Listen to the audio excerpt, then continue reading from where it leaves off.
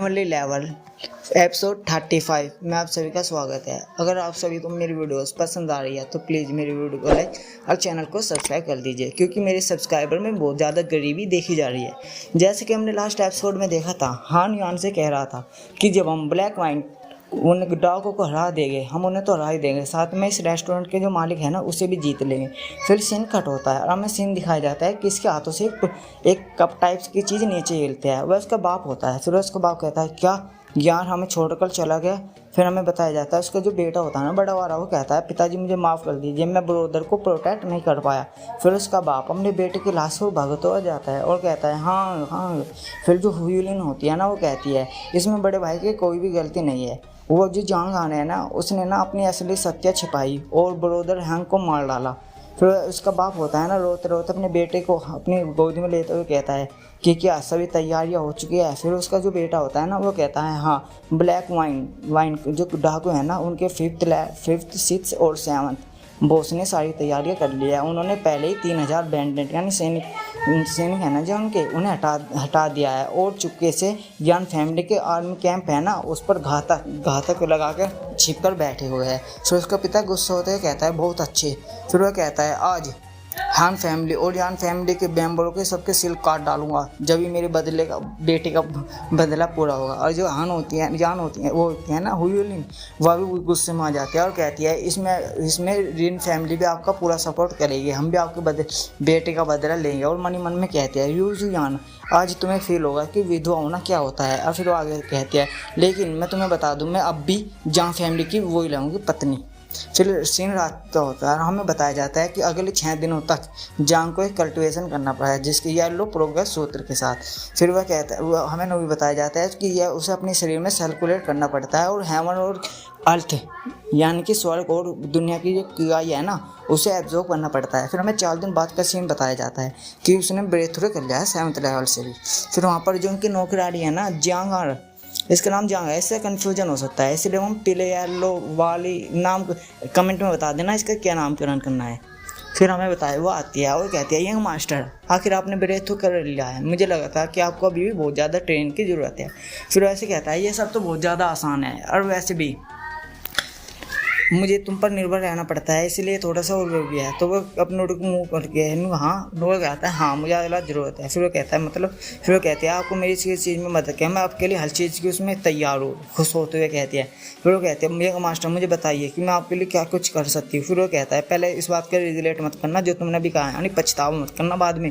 फिर वो कहता है अभी तो इसे पता भी नहीं है, मैंने ये तो जानती भी नहीं है मैं इससे क्या करवाना चाहता हूँ, ये पहले यहाँ पर रही है। फिर वो कहती है यंग मास्टर क्या आपको मुझ पर विश्वास नहीं है, छाती पीटते है। फिर वो कहता है नहीं मुझे तुम पर पूरा विश्वास है। फिर वो उसे कहता है हमने पहले ही लड़ाई से पहले ही जहाँ फैमिली और लिन फैमिली के लिए एक तोहफा भेज दिया है। फिर सीन कहीं और का होता है। हमें दिखाया जाता है एक लड़की अपने पूरे ऊपर वो डालकर यानी बोरखा टाइप डालकर जा रही होती है। फिर ये और कोई नहीं ये हुयूलिन होती है। फिर पीछे बंदे होते हैं ना वे कहते हैं ये देखो ये लिन फैमिली की डॉटर है ना, क्या जो ये अफवाह है वो सच्ची है। फिर तीसरा बंदा कहता है क्या। फिर चौथा कहता है क्या तुमने सुनी नहीं है वह बीमार है। फिर सीन थोड़ी देर बाद का होता है। हमें दिखाया जाता है जहाँ फैमिली मैनर। फिर वह वहाँ जाती है और कहते हैं बड़े भाई फैंग वो मैं तो तुमसे मिलने आई थी, वो इन दिनों बहुत से र्यूमर्स फैल रहे हुए हैं, शायद तुम मुझे गलत ना समझ लो। लेकिन वह उसके मुंह पे बहुत तेज लपाटा मारता है और कहता है तुम्हारी हिम्मत भी कैसे हुई, तुम बीमार हो क्या, तुम अपनी बीमारियाँ मेरे अंदर डालना चाहती हो यानी फैलाना चाहती हो। वैसे पकड़ लेते हो कहती है रोते हुए कहती है ब्रोदर फैंग ये जो कुछ भी है ना ये सब अफवाह है, मैं बीमार नहीं हूँ, उस कमीने जांग ने ये झूठी अफवाह फैलाई हुई है मुझसे बदला लेने के लिए। फिर वह होता है ना वह उस पर गुस्सा होता है, वो कहता है ओ अच्छा तुम्हें लगता है कि मैं तुम पर विश्वास करूँगा, आखिर मैं बोल भी कैसे सकता हूँ, तुम ही थी वो जिसने जांग को बहुत पहले धोखा दिया था और उससे रेसिपी मंगवा ली थी और उसे बाद में जहर भी दे डाला था और उसके मुंह पे पता है लात मारता है। वो कहता है मेरा भाई अभी ढंग से मरे उसे कुछ ज़्यादा टाइम भी नहीं यानी कि अभी उसकी लाश भी ज़्यादा अर्थी भी ठंडी नहीं हुई और तुम मुझे यहाँ पर सीड्यूस कर रही हो और मेरी रेपुटेशन को गंदा करना चाहती हो। फिर वो कहता है कल हम जहाँ फैमिली पे हमला करने जा रहे हो और तुम हमारे साथ इसमें मिल रहे हो तो ये तुम्हारे लिए बहुत ज़्यादा रिस्पेक्ट की बात है। फिर वैसे वहाँ से बाहर फेंक देता है। तो अपने हमें दिखाया जाता है अपने हाथ धरे होते हैं उस पर। फिर वो कहती है सभी पुरुष यानी तुम सब पुरुष होते हो ना, तुम सब के सब कचरा होती है, मैं तुम्हें कभी भी माफ़ नहीं करूँगी। फिर हमें कहीं और का सीन दिखाया जाता है, हमें बताया जाता है ये माउंटेन है, behind mountain the city of Lord manner. फिर वहाँ वे दोनों होते हैं, हुयुलान और उसकी जंग नौकर होती है जो बेचारी। फिर वो कहते हैं यंग मास्टर क्या आपको पता है कि कल रात है ना हुयुलान शहर छोड़कर भाग गई, अब हम क्या करें। फिर वो कहता है उसके सिर पर आदर, ओ तुम्हें ज़्यादा टेंशन लेने की ज़रूरत नहीं है, जैसे जैसे उससे कल्टिवेशन लेवल बढ़ा ना उसकी पर्सनैलिटी है ना वो भी चेंज हो चुकी है। फिर वो उससे आगे कहता है उसकी इतनी औकात या हैसियत नहीं है कि हमारे स्टेटस के हिसाब से लड़ सके, हमसे बदला ले सके, और तुम्हें इस बारे में कोई भी ज़रूरत नहीं है फिक्र करने की। फिर वो कहता है और वैसे भी उसका जो अस्तित्व है ना यानी उसकी जो मौजूदगी है ना वो लिन फैमिली और जान फैमिली के बीच में एक कांटा बन चुकी है कांटा यानी। फिर उसकी जो होती है ना नौकरानी जो पीले बाल वाली खुश होती है और कहती है मास्टर आप तो कमाल है, आपने ना झूठी अफवाह फैलाई थी, वो एक वेश्या है और बीमार है। वेश्या का मतलब तो आपको पता ही होगा, पिटवाने वाली। हाँ ऐसे मान सकते। फिर वो कहते हैं आपने बहुत अच्छा काम किया है, ये रूमर्स फैलाई और उसे फोर्सफुली यानी बिना बल ज़्यादा शक्ति दिए उसे सिटी से बाहर निकलवा फेंका।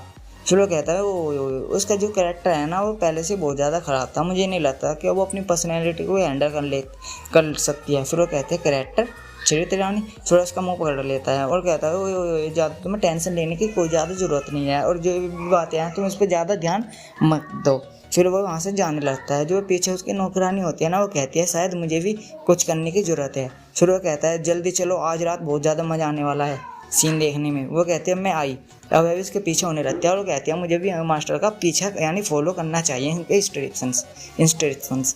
फिर हमें सीन दिखाया जाता है कहीं और, तो हमें दिखाया जाता है जो सीन होता है ना वो होता है जान फैमिली मैनर का। अब वहाँ पर इसके पिता उससे पूछ रखता है कि तुमने कंफर्म कर लिया। उसका बेटा कहता है हाँ मैंने कंफर्म कर लिया है कि जो आपके ट्रूप्स है ना उसके जान प्यानी लेट कर रहा है यानी सेना को।